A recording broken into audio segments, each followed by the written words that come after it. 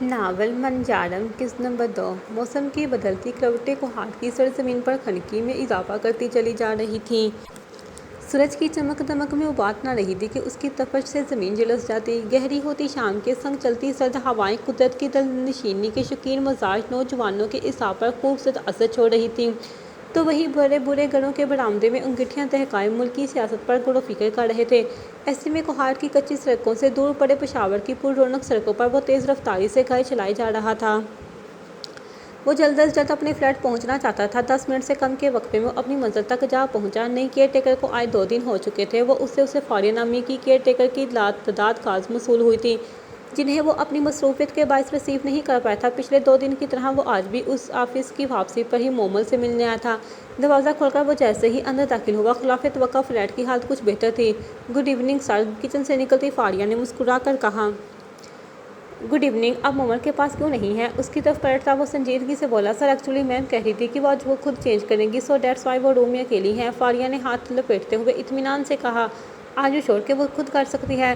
پوچھتے ہوئے وہ اس بار پورا اس کی جانب گھوم گیا۔ لہجہ کچھ سخت ہو گیا تھا، جیسے اسے مومل کو تنہا چھوڑے جانا پسند نہیں آیا تھا۔ فاریہ گڑبڑانے کی بجائے مسکرائی، یہ صبح سے 5ویں مرتبہ ہے سر، میم بہت اچھے سے سیکھ چکی ہیں۔ فاریہ نے اسے مطمئن کرنے کی بھرپور کوشش کی۔ وہ اس بات میں سر ہلاتا کمرے کی جانب آ گیا۔ ادھ کھلے دروازے کو اس نے ہولے سے ناک کیا۔ مومل، کیا میں اندر آ جاؤں؟ نگاہ جھکائے اس نے دھیمی آواز میں پوچھا۔ مومل جو صوفے کے قریب کھڑی اپنے گیلے بالوں سے الجھ رہی تھی، اس کی آواز پر دروازے کی جانب گھومی۔ اس سے پہلے کہ وہ دروازے کی جانب بھاگتی، اس کا پاؤں اپنے ہی پاؤں سے اٹکا تھا اور وہ منہ کے بل گری۔ دھڑام کی آواز کے ساتھ ہی اس کی چیخ نکلی تھی۔ شارپ نے مزید انتظار کیے بنا دروازہ کھولا اور اندر آ گیا۔ سامنے ہی وہ فلیٹ سے اٹھنے کی کوشش کرتی اونچی آواز میں رو رہی تھی، تیرا بیڑا غرق ہو جائے، بغیر تم مر جائے تجھے اگلا سانس نہ آئے۔ اپنے دائیں پیر سے شلوار کے پائنچے کو کھینچتی وہ روتے ہوئے دہائیاں دے رہی تھی۔ اس کا مخاطب یقیناً شلوار کا پائنچا تھا۔ شارپ سرت سے اس کی جانب لپکا، جو اس کا ڈارک براؤن کھدر کا شلوار سوٹ پہنے بیٹھی ہوئی تھی۔ مومل ایسے نہیں کرو، بری بات۔ اس کا چلتا ہاتھ تھامتے ہوئے شارپ نے نرمی سے کہا، کیوں نہ کروں؟ مجھے اتنا درد ہوا، ابھی دانت ٹوٹ جاتے میرے، پھر وہ خون جیسی گولیاں کیسے کھاتی؟ یہ بدبخت ہے ہی میرا دشمن۔ اپنے بال پیچھے جکڑتی وہ چہرہ اونچا کر کے بھیگی ہوئی آواز میں چیخی، جبکہ خون جیسی گولیوں پر شارپ حقدق رہ گیا۔ کون سی گولیاں؟ نرمی سے اس کے بال سہلاتے ہوئے شارپ نے پوچھا، جو اب کمرے میں آتی فاریہ نے دیا۔ سر، یہ انار کے دانوں کی بات کر رہی ہیں، انہوں نے بہت شوق سے کھائے ہیں۔ ہاتھ میں کافی کی ٹرے پکڑے وہ دھیمی آواز میں بولی تھی۔ مومل سو سو کرتی ابھی بھی بڑبڑا رہی تھی۔ فاریہ کا جواب سن کر شارپ کچھ پرسکون ہوا۔ اچھا چلو اٹھو یہاں سے، شاباش۔ اسے بازو سے پکڑتا وہ بولا، تو مومل نے مچل کر اپنا بازو اس کی گرفت سے چھڑوایا۔ نہیں اٹھوں گی، اسے ماروں گی، وہ چلائی۔ مومل، ضد مت کرو، تم نے کہا تھا کہ تم میری ہر بات مانو گی۔ شارپ نے اسے یاد دلایا تو مومل نے بڑکی پلکیں جھپکاتے ہوئے اسے گھورا، پھر ہونٹ چباتی اٹھ کھڑی ہوئی، جبکہ فاریہ بیڈ کی چادر درست کر رہی تھی۔ تم نے میرا ڈریس کیوں پہنا؟ تمہارے لیے لے کر آیا تھا نا میں۔ اسے ہاتھ سے پکڑ کر اپنے سنگ بیڈ کی طرف لاتا وہ نرم لہجے میں دریافت کرنے لگا۔ اس کے سوال پر مومل نے ناسمجھی سے اس کی جانب دیکھا، پھر اگلے ہی پل سمجھتے ہوئے بیڈ کی طرف جھکی۔ غصہ پھر سے اتر آیا تھا۔ اس نے بیڈ کی پائنچی گچھو مچھو ہوا کرتا اٹھا کر شارپ کے منہ پر مارا۔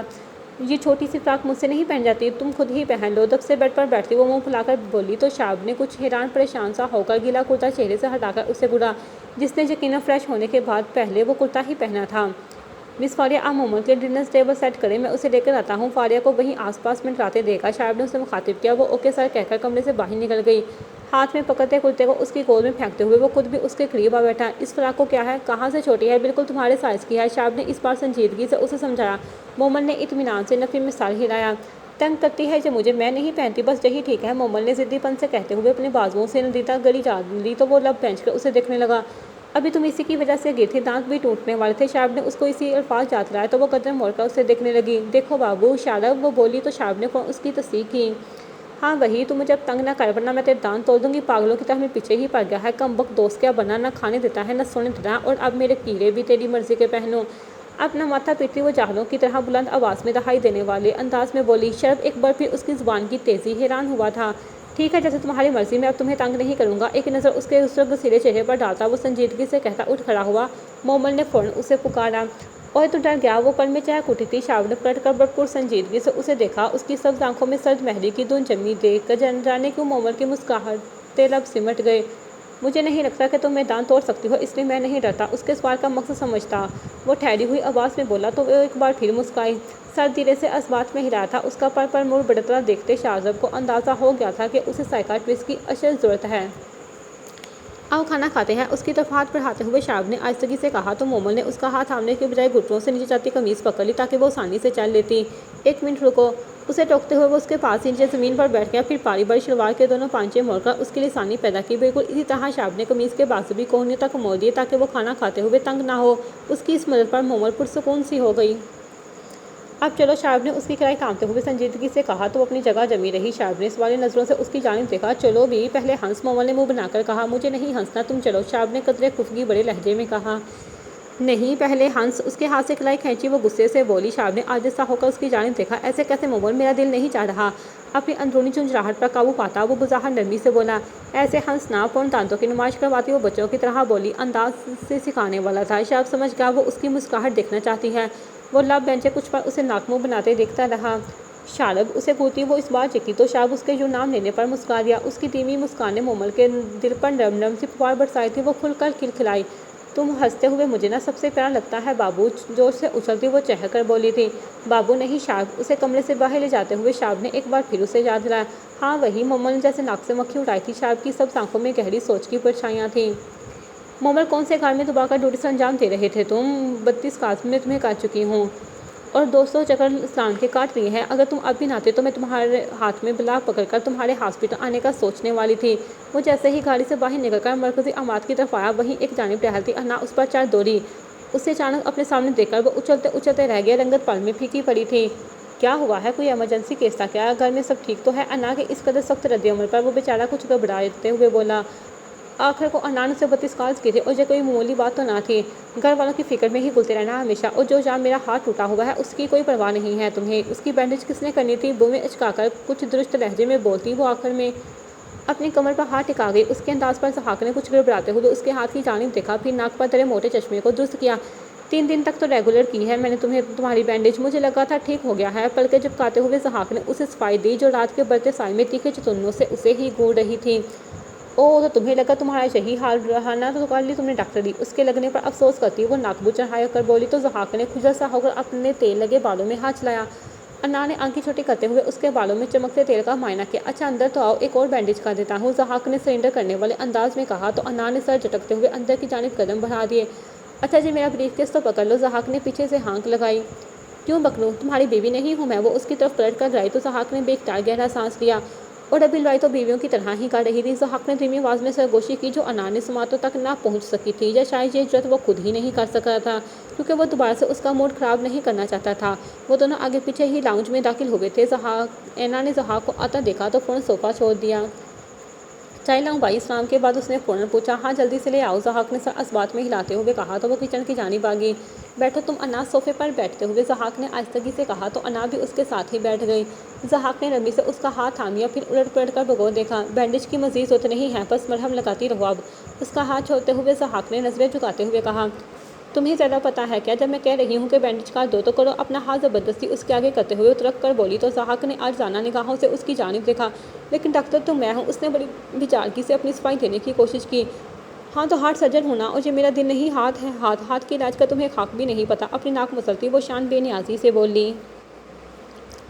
तो फिर मुझसे इलाज क्यों करवा रही हो? वो हैरान परेशान होता धीमी आवाज़ में बोला तो अन्ना ने बेख्तियार अपने दांत बेंचे। तुम क्यों मुझे जिद कर रही हो? जो कह रही हो वो चुपचाप कर लो, वरना बुरी तरह तिलमिलाती वो गुस्सीलेपन से बोली तो चारों नचार ज़हाक ने अपना ब्रीफकेस खोल लिया।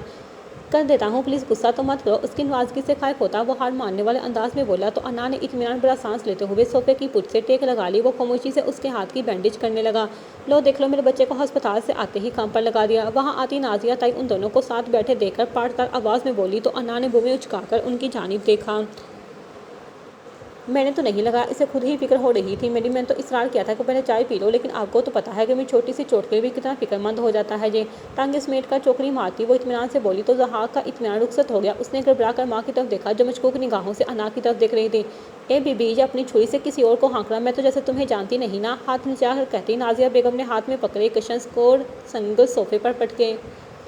ले जी, पता नहीं आपको हमेशा से मैं ही गुर्गत रखती हूँ। यकीन नहीं आ रहा तो ये बैठा है आपका बेटा, इससे पूछ लें। इनको संजीदगी से जवाब देकर उसने ज़हाक की जानिब देखा। बैंडेज हो चुकी तो ज़हाक ने उसका हाथ छोड़ दिया। बताओ इन्हें, क्या मैंने नहीं कहा था कि पहले चाय पी लो? बताओ ज़रा। ज़हाक की आंखों में देखती वो मुकम्मल एतमाद से पूछ रही थी। ज़हाक ने अपनी नज़रें उस बला से बचाकर बड़ी मुश्किलों से अपनी ماں کی طرف دیکھا، وہ سخت نظروں سے اسی کو دیکھ رہی تھی۔ مرتا کیا نہ کرتا کہ مصداق، ضحاک نے اس بات میں سا ہلایا۔ آپ کو پتا تو ہے زخم خراب ہو جاتا تو پھر ابو جی مجھ سے ہی ناراض ہوتے۔ اس نے جیسے ماں کو اپنی صفائی دی تھی۔ ہاں ہاں بس، اوروں سے کیا میں شکوہ کروں، میرے خون کا پانی بنانے کو تو تم اور تمہارے ابو جی ہی کافی ہیں۔ اپنے غصے کو پینے کی کوشش کرتی وہ تلخی سے گیا ہوئی ان کو کلستا دیکھ کر انا کے چہرے پر سکون و اطمینان چیخ چیخ کر اپنی موجودگی کا اعلان کرنے لگا۔ چلو اٹھو، اپنے روم میں چلو، میں تمہارے لیے چائے لے کر آتی ہوں۔ کشن کو بدلتی وہ اسے وہاں سے ہٹانے کو بولی۔ چائے تو میں لے تائی جان۔ وہاں آتی اینا اپنی کھٹکتی ہوئی آواز میں بولی تو اسے دیکھتی انا نے ایک فاتحانہ مسکراہٹ اس کی جانب اچھالی، جو کچن سے ساری کارروائی دیکھ اور سن چکی تھی۔ بری کر دی دیر مہرباں آتے آتے۔ ترچھی نگاہوں سے ضحاک کو دیکھتے ہوئے انا نے بظاہر اینا کو مخاطب کیا، انداز چھیڑنے والا تھا۔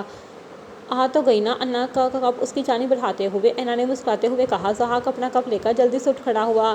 میں اپنے روم میں ہی پی لوں گا۔ ماں کے موڈ کے پیش نظر وہ بظاہر مسکراتے ہوئے بولا۔ نازیہ بیگم کشن کو بدلنے میں مصروف نظر آنے کی بھرپور کوشش کر رہی تھیں۔ بھلا یہی پی لیتے آرام سے۔ انا نے اس کے پیچھے ہی ہانک لگائی تو اینا نے جلدی سے اس کے بازو پر چٹکی کاٹی۔ آپ بھی بس کریں نا، اس نے اپنی ہنسی دباتے ہوئے انا کو ٹوکا، جو مسکراتی نظر کشن کو الٹتی پلٹتی نازیہ بیگم کا لال ببو کا چہرہ دیکھ رہی تھی۔ وہ ایک بار پھر انہیں زج کرنے میں کامیاب ہو چکی تھی۔ تمہیں رضا کو نہیں ماننا چاہیے تھا ہنٹر، اس کے سامنے آرام دہ صوفے پر ٹانگ جمائے بیٹھے منصور صاحب نے کافی سنجیدگی سے کہا تو اس کی بات پر ہنٹر نے اطمینان بھری نگاہوں سے اس کی جانب دیکھا۔ تمہیں نہیں لگتا کہ جو ہو چکا ہے تمہیں اس کے لیے مجھے مشورہ نہیں دینا چاہیے کمال؟ اس نے ٹھنڈے ٹھار لہجے میں منصور صاحب کو کمال کا جواب دیا تو اس کے سخت انداز پر منصور صاحب کمال ٹیک چھوڑتا سیدھا ہوا بیٹھا، ہاتھ میں پکڑا شراب کا گلاس اپنے اور ہنٹر کے درمیان میز پر رکھتے ہوئے اس نے بغور ہنٹر کی جانب دیکھا۔ وہ ہمارے کام کا آدمی تھا، میں صرف یہ کہنا چاہ رہا ہوں، منصور کمال نے کچھ ناپسندیدگی سے کہا تو ہنٹر نے بنا ٹیک چھوڑے خود بھی ٹانگ پر ٹانگ چڑھا لی۔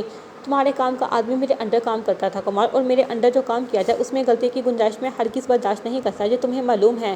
گلے میں پہنی چین کو شہادت کی انگلی سے چھیڑتے ہوئے اس نے اس بار لاپرواہی سے کہا تو منصور کمال نے گہرا سانس لیتے ہوئے واپس صوفے کی پشت سے ٹیک لگا لی۔ گلاس ایک بار پھر اس کے ہاتھ میں تھا۔ بہرحال جے کی نظروں میں اس کی کافی قدر تھی۔ منصور کمال نے اسے جتانا ضروری سمجھا۔ مردے کسی اور کے لیے تو کیا اپنے لیے بھی کچھ نہیں کر سکتے کمال؟ آنکھیں چھوٹی کرتے ہوئے منصور صاحب کمال کی پشت پر کھڑے اس کے باڈی گارڈز کو دیکھتا وہ مسکراتے لہجے میں گویا ہوا۔ کیا مطلب؟ منصور کمال نے شراب کا گلاس دوبارہ بھرتے ہوئے پوچھا۔ مطلب یہ کہ مرنے والے کے ساتھ اس کی قدر بھی مر جاتی ہے۔ رزاق مر چکا ہے تو یقینی طور پر اب اس کے مردہ وجود کی کوئی قدر نہیں ہے، سو خود کو ہلکان مت کرو۔ ٹیک چھوڑتے ہوئے اس بار ہنٹر نے ایک ایک لفظ پر زور دیتے ہوئے کہا تو منصور کمال نے لاجواب ہوتے ہوئے سر اس بات میں ہلا دیا۔ کہہ تو تم ٹھیک رہے ہو، اس نے بڑی مشکلوں سے ہنٹر کی تائید کی۔ یہی بات تم پہلے سمجھ جاتے تو ہمارے 15 منٹ ضائع نہ ہوتے۔ چمکتی نگاہوں سے منصور کمال کا خوف زدہ چہرہ دیکھ کر کہتا وہ واپس ٹیک لگا چکا تھا۔ میرا خیال ہے اب ہمیں کام کی بات کر لینی چاہیے، منصور نے زبردستی مسکراتے ہوئے کہا تو سگریٹ کو لائٹر کا شعلہ دکھاتے ہنٹر نے اس بات میں سا ہلایا۔ تو کرو نا، مجھے کام کی بات کرنا ہی پسند ہے، اس کا جواب ایک بار پھر جتاتا ہوا تھا منصور کمال نے پہلو بدلا۔ نواز، منصور کمال نے گردن موڑتے ہوئے اپنے پیچھے کھڑے ایک گارڈ کی جانب ہاتھ بڑھایا تو اس نے اپنی جیکٹ کے اندر سے ایک فائل نکال کر منصور کمال کو تھما دی۔ یہ دیکھو، یہ ایکسس انشورنس کمپنی کی ڈیٹیلز ہیں۔ وہ فائل اس کے سامنے میز پر پھینکتے ہوئے منصور کمال سنجیدگی سے والا تو ہنٹر نے بم چکا کر سوالیہ نگاہوں سے اس کی جانب دیکھا۔ لاؤ دکھاؤ۔ ایک ہاتھ سے بھی کم کے فاصلے پر پڑی فائل اٹھانے کے لیے اس نے ٹیک چھوڑنے کی زحمت کیے بنا کہا تو مجبوراً منصور کمال نے فائل اٹھا کر کھولی اور اس کی جانب بڑھائی۔ آئندہ مجھے کچھ بھی دکھانے کے لیے یہی طریقہ استعمال کرنا کمال، اس بار ٹیک چھوڑ کر اس کے ہاتھ سے فائل لیتے ہوئے ہنٹر نے سنجیدگی سے کہا۔ انداز صاف جتانے والا تھا کہ منصور کا جو فائل پھینکنا اسے اچھا نہیں لگا۔ اس کی تنبیہ پر منصور کمال نے بمشکل اس بات میں سر ہلایا۔ ہنٹر فائل کھول کر بغور ان صفحات کا مطالعہ کرنے لگا جن کے پیچھے 500 کروڑ کی رقم کار فرما تھی۔ تو کمپنی 4 سال پرانی ہے، فائل میز پر رکھتے ہوئے ہنٹر نے کچھ سوچتے ہوئے کہا۔ ہاں، لیکن جب اپنے کسٹمرز کا اعتماد جیت چکی ہے، ہزاروں کسٹمرز ماہانہ کی بنیاد پر کمپنی کو مختلف پالیسیز کی اقساط کی ادائیگی کرتے ہیں، منصور کمال نے بات شروع کی۔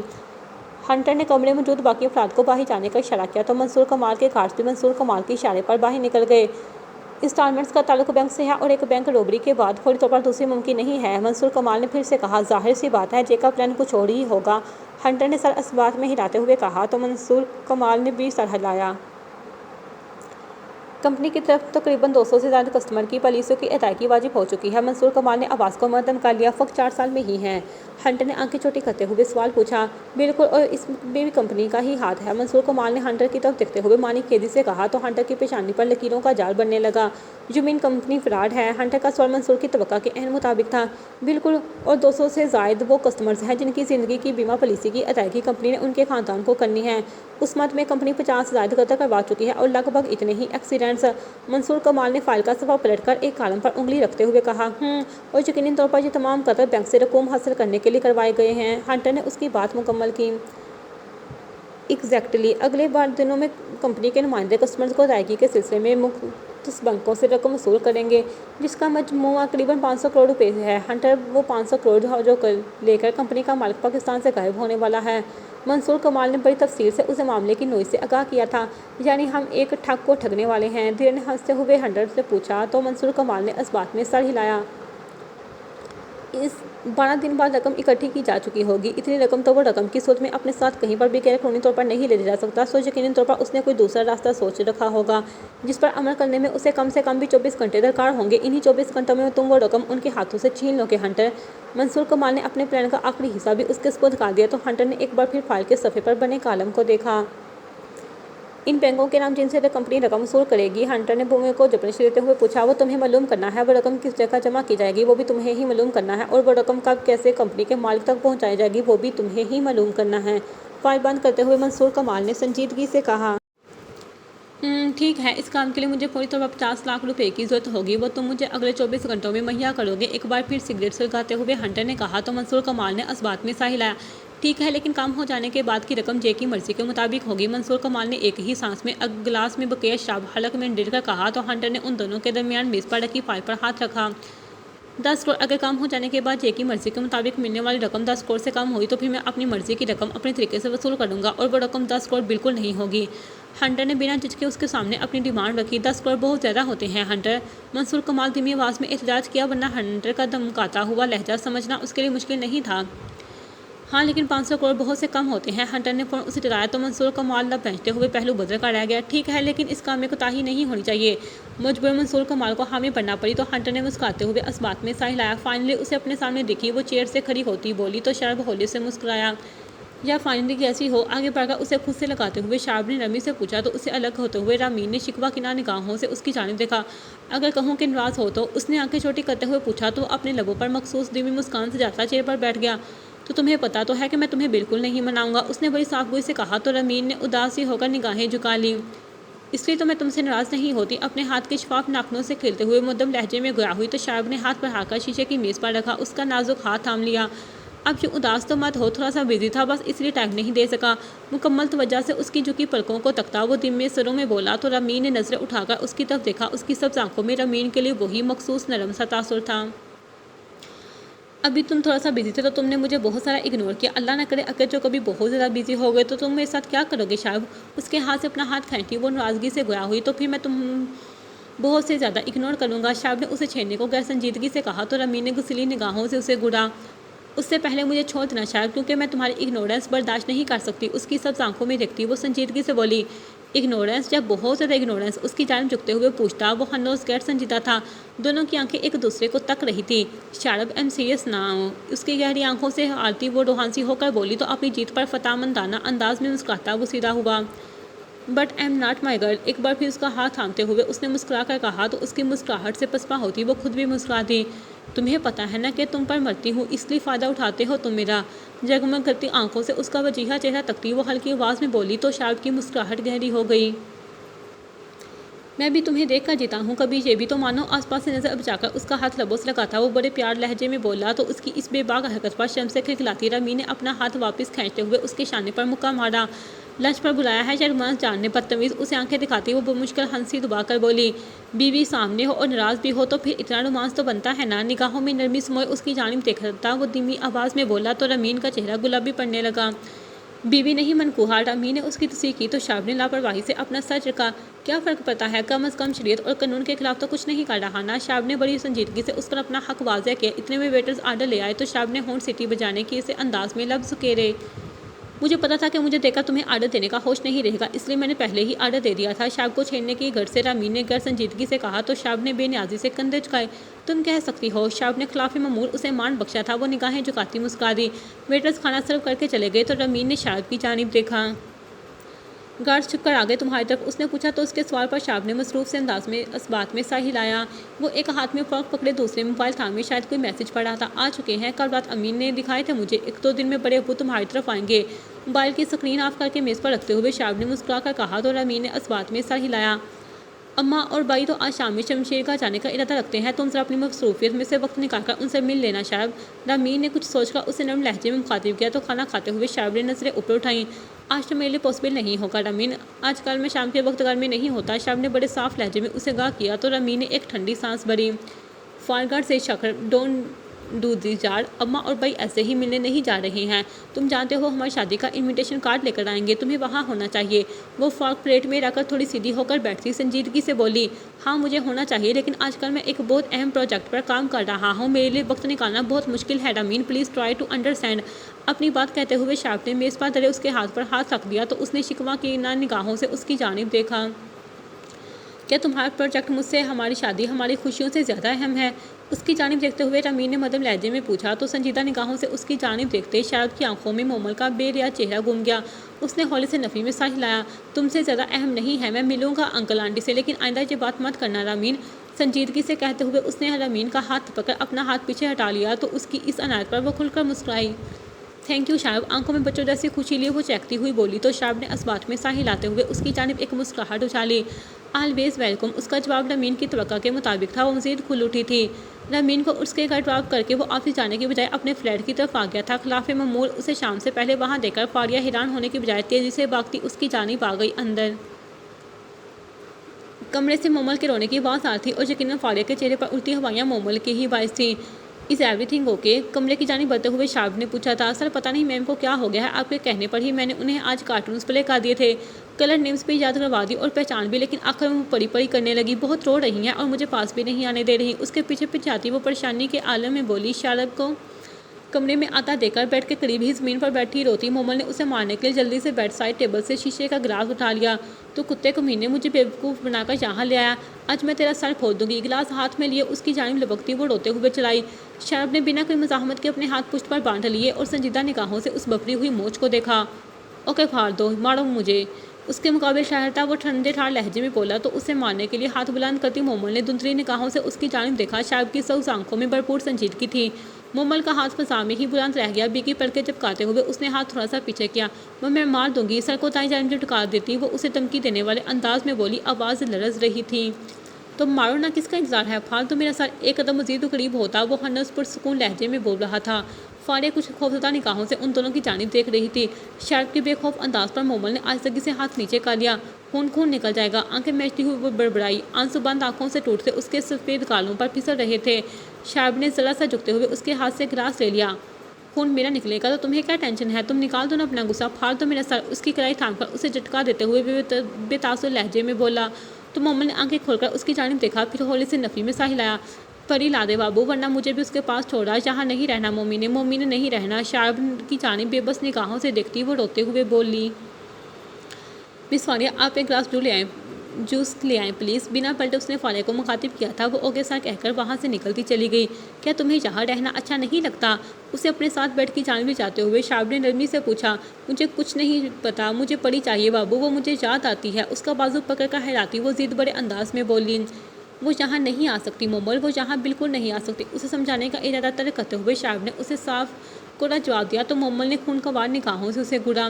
مجھے ایسے مت دیکھو، اگر تم اس کے پاس جانا چاہتی ہو تو آؤ، میں تمہیں اس کے پاس چھوڑ آتا ہوں، لیکن میری ایک شرط ہے۔ اس کے ہاتھ کی پشت نرمی سے سہلاتے ہوئے وہ دھیمے لہجے میں بول رہا تھا، بول کسی سمجھدار انسان کی طرح اسے دیکھتی وہ بولی، تمہیں بس یہ جوس پینا ہے اور وہی فراق پہنی ہوگی جو میں تمہارے لیے لایا تھا۔ فاریہ کو جوس کا گلاس اندر لے آتا دیکھا شعیب نے کہا تو اس نے جٹ ہاتھ میں سا ہلا دیا، پہن لوں گی اور لا یہ ادھر دے۔ اپنے گال صاف کرتے ہوئے کہتی وہ اٹھی اور فاریہ کے ہاتھ سے جوس کا گلاس لے لیا۔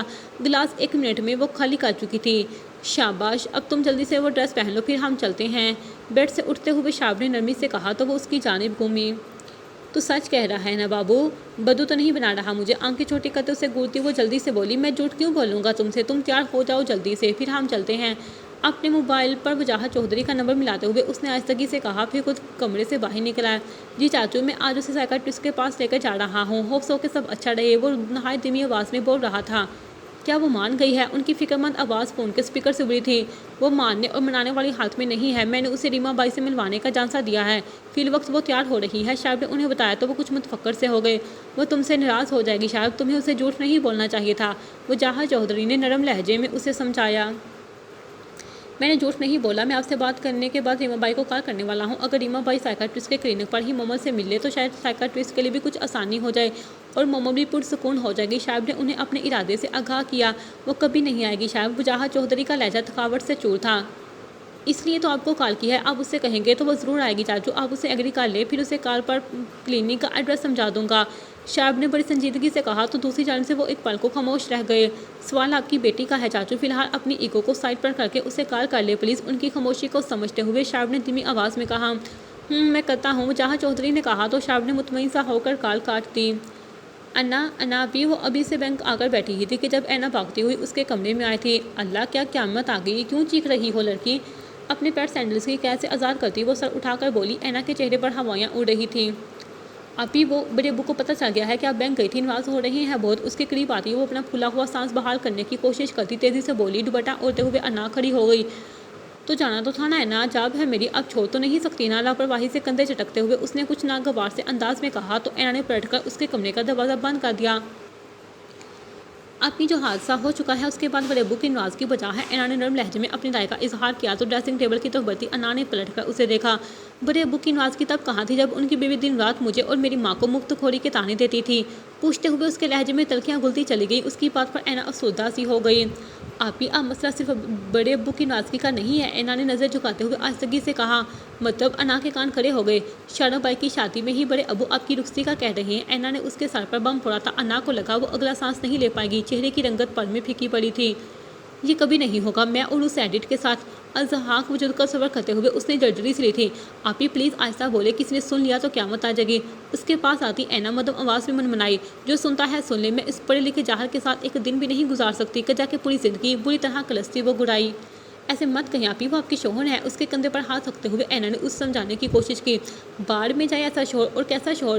وہ جس نے کبھی مجھے احساس ہی نہیں دلایا کہ میں اس کی بیوی ہوں۔ ہمیشہ اس کی ماں مجھے اور میری ماں کو ذلیل کرتی رہی اور اس شخص کے کانوں پر جوت تک نہ رینگتی تھی۔ اپنا خستہ حال ماضی یاد کرتی وہ بپری۔ بے حیث آدھا پاگل انسان، خواب میں بھی شادی نہیں کروں گی، اسے جا کر بتا دو سب کو۔ بیڈ سے کشنز اور تکے اٹھا کر پھینکتی وہ چلائی۔ آنکھیں خود بخود بڑھ آئی تھی۔ اینا نے پریشان سی ہو کر اسے دیکھا جو رخصتی کے نام پر ہی پڑ پڑی تھی۔ تبھی دروازہ ایک لڑکے سے کھولتی جاسمین بیگم وہاں آئی تھی۔ پھوپھو آپی نہیں مان رہی ہیں؟ انہیں اپنے سامنے دیکھتے ہی اینا روڑی شکل بنا کر بولی۔ اس کا تو دماغ خراب ہو گیا ہے، تم خود کو ہلکا نہ کرو میری بچی، شاید کے سسرال آنے والے ہیں، تم نیچے جاؤ اور بھابھی کی مدد کرو۔ شاباش، اس سے تو میں بعد میں بات کرتی ہوں۔ اینا کا سر تھپکتے ہوئے انہوں نے اسے نرمی سے کہا تو وہ ایک نظر انا کے سرخ چہرے پر ڈال کر کمرے سے باہر نکل گئی۔ میں پوچھتی ہوں تم پاگل ہو گئی ہو کیا؟ کیوں امی جان کا عذاب بنتی جا رہی ہو؟ دروازہ بند کر کے انا کی طرف پلٹتی وہ اس پر برسی۔ اماں میں دماغ خراب مت کرے، بتا دیا ہے میں نے اس ابنارمل انسان سے شادی نہیں کروں گی۔ ہاتھ اٹھا کر حتمی انداز میں بولتی وہ کم اور چیخی زیادہ دکھائی دے رہی تھی۔ ارے میں کیا خراب کروں گی، تیرا دماغ تو شروع سے ہی خراب ہے، اور یہ ابنار کسے کہا تو نے کمبخت؟ اس پر جپٹتے ہوئے یاسمین بیگم نے اس کی کمر میں تھپڑ مارے۔ وہ لب بیچتے ہوئے بیڈ پر بیٹھ گئی۔ ارے جاہل تو ہے جو اپنے مجازی خدا کو ابنارمل کہہ رہی ہے۔ اسے شرمندہ کرنے کی کوشش کرتی وہ اپنے ماتھے پر ہاتھ مارتی بولی۔ انا نے بے دردی سے اپنے بکتے گالوں کو رگڑا تھا۔ میں نہ بھی کہوں تو یہ حقیقت بدل نہیں جائے گی کہ وہ ابنارمل ہے۔ اپنی ماں کی آنکھوں میں آنکھیں ڈالتی وہ بے خوفی سے بولی۔ تیرے منہ میں خاک بغیر کہاں سے ابنارمل لگتا ہے تجھے وہ؟ اور چل مان لیا میں نے کہ وہ جاہل، پاگل، ابنارمل اور بھی بہت کچھ ہے، لیکن ہے تو تیرا شوہر، یہ حقیقت بھی نہیں بدلے گی۔ اس کی پیشانی پر اپنی انگلیوں سے دباؤ ڈالتی وہ ایک ایک لفظ پر زور دیتی بولی تو انا نے زخمی نگاہوں سے انہیں گھورا۔ جب میں اسے طلاق لوں گی تو یہ حقیقت بدل جائے گی ماں، اور میں اس حقیقت کو بدل کر رہوں گی۔ وہ ان کی جانب دیکھتے ہوئے بنا جھجکے بولی تو یاسمین بیگم نے پل بھر کو اپنے لب بینچ لیے۔ اگر تو نے اپنی زبان سے یہ نیچ لفظ اس کمرے سے باہر بھی نکالے تو میرا مڑا ہوا منہ دیکھے گی تو۔ شہادت کی انگلی اٹھا کر اسے وارننگ دینے والے انداز میں کہتی وہ اس کے پاس سے اٹھ گئی۔ آپ کو زندہ دیکھنے کے لیے میں جیتے جی مر جاؤں ماں۔ وہ بھی ان کے پیچھے ہی کھڑی ہوتی چلائی تو یاسمین بیگم نے پلٹ کر بنا کے اس کے منہ پر 2-3 تھپڑ مارے۔ اگر تو نے اپنی زبان کھولی تو تجھے اپنے ہاتھوں سے ماروں گی بدبخت۔ پتہ نہیں میں نے کون سے گناہ کیے تھے جن کی سزا کے طور پر اللہ نے مجھے تجھ جیسی اولاد دے دی۔ اپنی پیشانی پیٹتی وہ غم زدہ سے کہتی رو پڑی، جبکہ وہ حق تک سے اپنی جگہ کھڑی بے یقین نگاہوں سے ان کی جانب دیکھ رہی تھی، جنہوں نے شاید اس کے بچپن میں بھی اس پر کبھی ہاتھ نہیں اٹھایا تھا۔ میں جب بائی جان کو ہاں کہہ چکی اور اب میں تجھ سے اس معاملے میں بحث نہیں چاہتی۔ اپنے آنسو صاف کرتے ہوئے وہ ہاتھ اٹھا کر بولی۔ وہ ہنوز خاموش تھی۔ اسے وہی بت بنا چھوڑ کر وہ اس کے کمرے سے نکلتی چلی گئی۔ ضحاک وجود کے لیے انا کی نفرت میں اضافہ ہوا تھا۔ کوہاٹ کی زمینوں پر شام کے سائے گہرے ہونے لگے تھے۔ چوڑی سڑکوں پر ٹریفک کا اذان تھا جس کے شور سے بے نیاز وہ اپنی بلیک سیوک میں ڈرائیونگ سیٹ پر بیٹھا، لبوں میں سگریٹ دبائے نارمل رفتار से गाड़ी ड्राइव कर रहा था। 50 लाख की रकम उससे वसूल हो चुकी थी, जिसकी मदद से उसने कंपनी के 2 नुमाइंदे बदल दिए थे। इस बार उसने अहमद की बजाय मुजम्मल और अपने एक दूसरे साथी को इस्तेमाल किया था। अभी तक कोई अहम खबर मालूम करने में वो दोनों ही नाकाम रहे थे, लेकिन बहरतौर हंटर का बुनियादी मकसद उन 500 करोड़ का हासिल था, जिन्हें एक ही जगह जमा करने के बाद कंपनी के मालिक के हवाले किया जाना था। हंटर इस मखसूस जगह के मुतल्लिक जानना चाहता था और बिलाशबाज उसके लिए कोई मुश्किल काम नहीं था। हाँ, लेकिन उस काम के लिए वक्त दरकार था। यूं ही सोचों में मगन गाड़ी ड्राइव करते करते उसकी नज़र एक सड़क के उस पार रिक्शे के इंतजार में फुटपाथ पर खड़ी अना पर पड़ी। बेख्तियार उसका पाँव ब्रेक्स पर पड़ा था। उसने आंखें छोटी करके बगैर उसकी जानिब देखा, जिसका चेहरा शाम की सुरमई सायों में किसी मुटियाले चांद की मानद बुझा बुझा सा लग रहा था। हंटर की आंखें चमकने लगी। देखते ही देखते वो रिक्शे में बैठ गई। हंटर ने पीछे से आती हांस की आवाज़ से उकताकर गाड़ी आगे बढ़ा दी।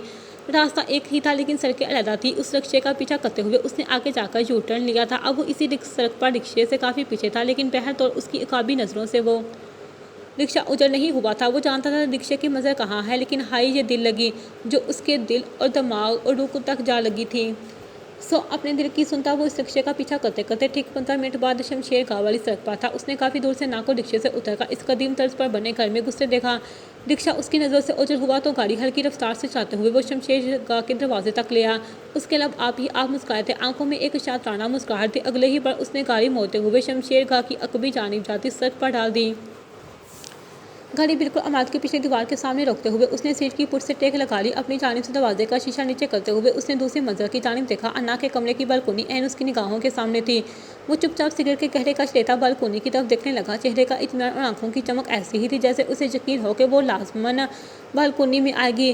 बिना थके बिना बेजार हुए वो मुसलसल 20 मिनट तक उसकी जानिब देखता रहा। सिगरेट नोशी साथ साथ जारी थी। मजीद 15 मिनट सिरक गए। अब उसे झुंझलाहट के बजाय गुस्सा आने लगा था।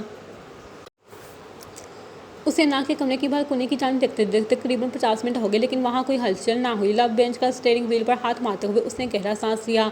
रात अपने पर मुकम्मल तौर पर फैला चुकी थी। उसके कमरे में जाने की गर्ज से हंटर ने दरवाज़ा खोलने के लिए हाथ बढ़ाया ही था कि जब वो बालकोनी का पर्दा हटाती उस रेलिंग के करीब आई थी।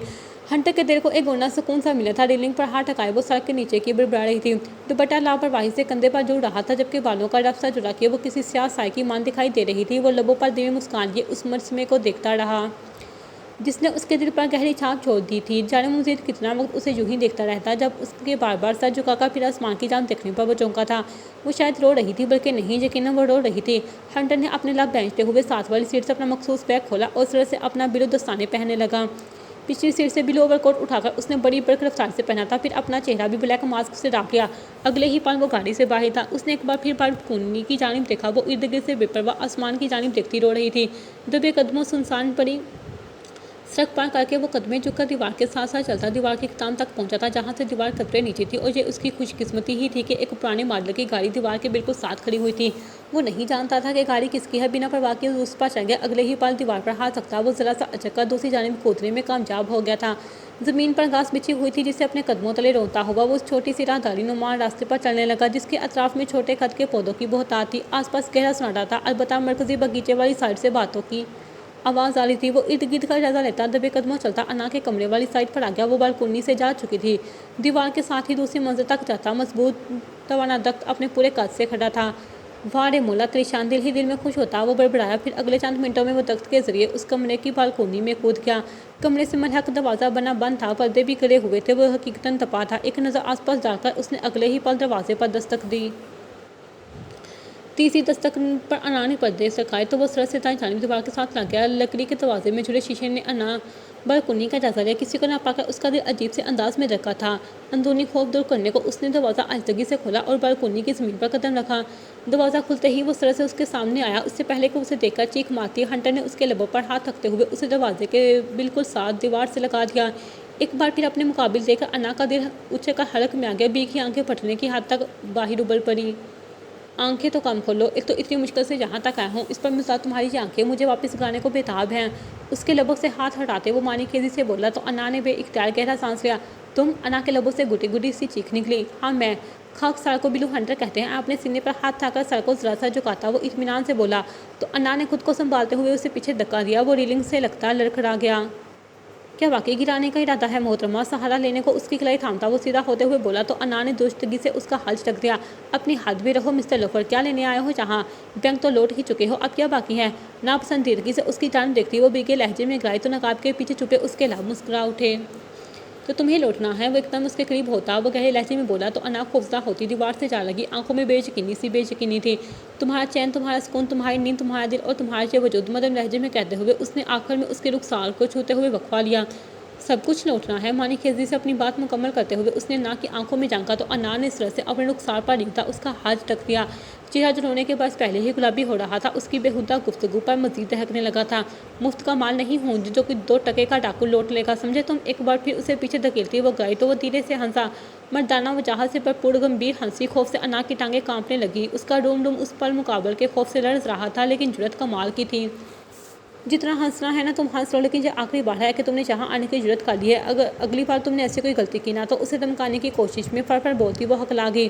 اس کی گہری نگاہوں کے باعث انا کا سانس حلق میں ہی اٹک رہا تھا۔ تو کیا؟ ہنٹر نے بھویں چکائیں۔